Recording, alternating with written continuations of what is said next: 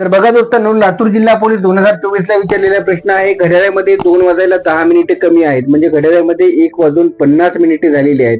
तर आपल्याला काय करायचंय, तास काटा व मिनिट काटा यामध्ये किती अंशाचा कोन झाला ते काढायचं आहे. तर अँगल बरोबर, अँगल म्हणजे कोन, 11/2m वजा 30h हा फॉर्म्युला तुम्ही लक्षात ठेवायचा मित्रांनो.